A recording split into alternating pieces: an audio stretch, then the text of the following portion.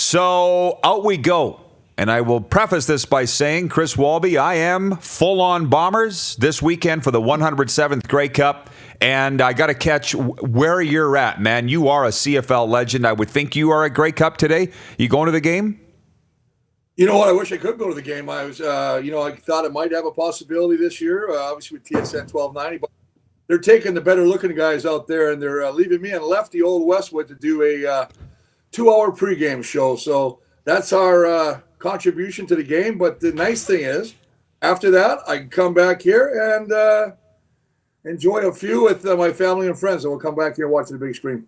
Well, and hopefully celebrate, Chris. I mean, how are you feeling going into this game as a Bomber legend and Bomber fan and as a guy that's been following this so close all year long? Well, I think that this is the best matchup. Obviously, the hottest team are the Bombers right now going in, especially after knocking off Calgary and that crazy game in Saskatchewan. So I think they've got all the momentum going right now. But when you're going against a team that's coached by Orlando Steinhauer, I think is one of the bright minds in the CFL, and they're 15-3, and they've walked away with all the awards yesterday. Basically, it's a tough battle if you look at where they are statistically, and a lot of times I don't like to put too much in that, but you have to now. I mean, they're number one offense, number one against number one points allowed defense. They got a couple big game breakers, and you got to be loving the fact that Dane Evans is playing as well as he is. Well, you know what? Here's one for you. And let's quote our buddy Lumpy, Brett McNeil, your good friend. Games are won in the box. So everybody's talking about Caleros versus Evans. Ticats have an all-star secondary. What's Andrew Harris going to do? What about the line play? You must have spent some time examining that. I sure have. You know what? I'm going to tell the boys, I wish they would do this, and they haven't done it for years. It drives me bloody bonkers. Why don't they put a camera on some of these guys during the game instead of showing all the, here, let's watch 8 replays of the catch. Show how these guys got the catch, how they made it, how the quarterback had time. Show the guys blocking in the trenches. That's where the game is won and lost, in the trenches. I love these guys, and I tell you right now, that's where this game will be won. Put a camera on some of these guys. Too many fines, though. Way too many fines. No penalties in the A-gap. I know you remember that. Oh, you know what? No foul, no flag, buddy. Come on. Listen, it's good. When you look at, I'm happy for a guy. I was surprised, actually, to tell you the truth. Chris Van Zyl, great football player. I actually thought it might have been a trifecta for Stanley Bryant. A little surprised by that. But having said that, I mean, he's part of a great offensive line over there in Hamilton. And obviously, when you have the number one passing attack, and you've got the running game, and they got all these things going on there, he's going to get a lot of votes out east.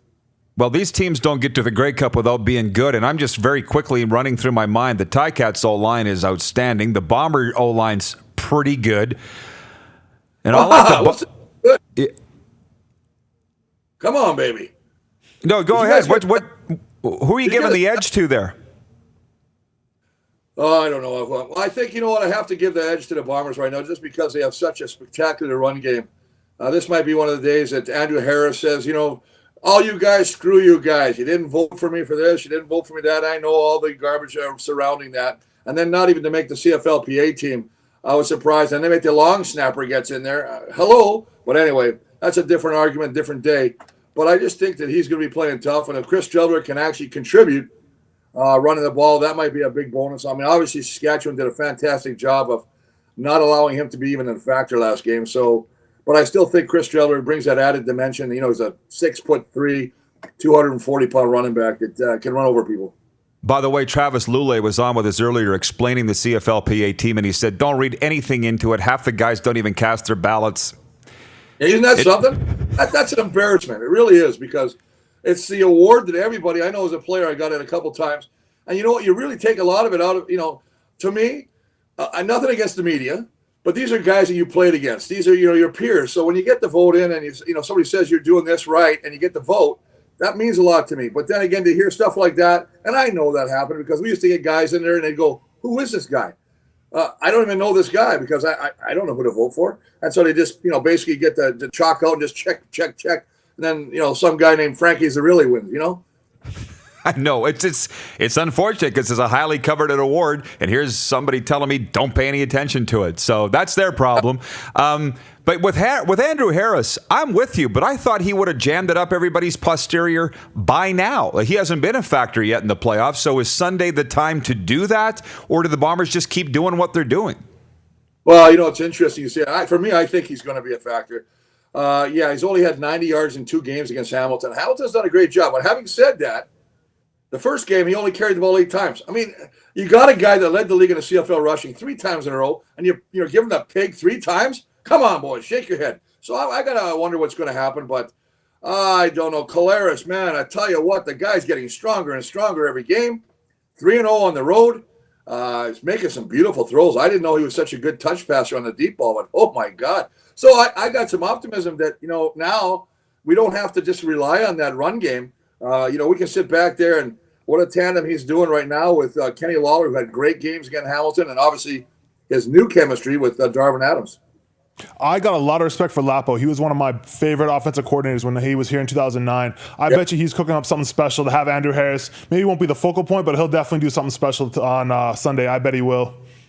Well, I agree with you 100%. He's one of those guys, he lives off misdirection, right? I mean, He's got guys going everywhere, this way, that way, and then he hit it up the middle, and they hit it out to the outside. I like Lapo, and it's going to be interesting, and maybe that'll be a conversation for another day, boys, is where does Lapo go? He's in that head coach conversation somewhere. And there's even rumors here, and of course they're being squashed, that O'Shea is being courted by Pinball in Toronto, and evidently Collaros is part of the package, and the fact that his wife teaches school in Ontario. He's building a house out there. So a lot of intrigue going into this offseason. So you have rumors in Winnipeg too? It's not just here? No, it's everywhere, man. I mean, he's squashing him. He's saying, no, I want to be here. He kind of said that I've turned down multiple offers. Well, he didn't. He's had one offer. He just turned down one offer. Now, whether that is just to say, hey, let me get rid of the business at hand, and then, in the offseason, we'll sit down. I think Wade Miller, the CEO and president, thinks he's pretty confident that he can get O'Shea back on the dotted line. But you got to know that there's a lot of interest in Lapo again. Even if O'Shea stays, where does Lapo go? Does he go to BC? What about Jason Moss? There's a lot of guys in this coaching carousel that'll be is it going to be Rick Campbell? Just to name a few.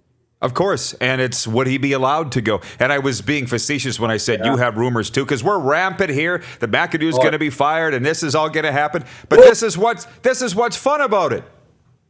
What is McAdoo doing, running a shotgun on the goal line? Kills me. God, oh, heaven. I'm like looking, I'm going, are you kidding me? Bennett goes 7 yards, and then he sits in the back, and they run it. Him and Powell do belly button bumps in the back and get sacked. Oh my God! You know what? And then I love when Fajardo comes off and they run him on that side sweep. I hate quarterbacks running sideways. Any kind of penetration kills a play. Anybody played O-line understands that. It's garbage. You go right strong. Listen, I think we're fortunate to win that game, but that's because I think you guys shot yourself in the foot a number of times. Wow. We just opened another can of worms. But I'll let you go, Bluto. You got everybody fired up. Enjoy the game, and I hope you're celebrating Sunday night. We all really do. All right, man. Ron, thank you guys for having me on. I love being on, guys. I'm apologizing for this damn iPad and computer, this software I got. I tell you what, you might hear a noise. That'll be the computer flying out the window after the show. No, it's been pretty good. You sound great. You look great. Have a great weekend. All right, boys. You too, boys. All right, boys. Be good, brother. We'll have a couple cold ones next time we're hooking up. I didn't realize that you and Bluto were such good buddies. Where does that go from? He's a legend, man. I mean, I know that, but I met him actually the Grey Cup multiple times. I met him, and obviously I know a bunch of guys who played with him when he was with Winnipeg there. So, especially among offensive linemen, it's kind of the CFL is a bit of a brotherhood. So, I got a lot of respect for that man, and at least he knows my name. That makes me feel good too. So, well, that's one problem that I have. It's, I'm going to let you go here, and we'll bring Dupes in for the overtime. We'll talk a little bit about the fact that the home broadcasters can't call the Grey Cup, and it's been that way for quite some time. That's a joke. But Abu said he walked into a room. You were here. He said he walked into a room of Grey Cup and didn't know anybody. And that's a bit of a problem with where the CFL is right now. I don't think they do a very good job of honoring the past. And, you look at the NHL had their Hockey Hall of Fame induction the other night. Legends everywhere you can look. And here's Chris Walby. The Bombers are in the Grey Cup, and he's not even invited to be there. It's unfortunate. You do want to have those guys around. That makes the Grey Cup much more special. You want to see those guys like, oh, there's Walby. Like there's Miles Gorell. Like those old time legendary guys. You want them around these events. You absolutely do. Yeah, you want to make it special for the fans and glad to be there and make Grey Cup event. And here's a guy sitting at home, not even invited to go. So there's obviously a pet peeve of mine. But you know what? We bring them all on here. So we'll do it. Right? And we'll keep doing what we're doing. You're watching Rod Pedersen On Demand. For more of The Rod Pedersen Show, visit rodpedersen.com or follow Rod Pedersen on social media.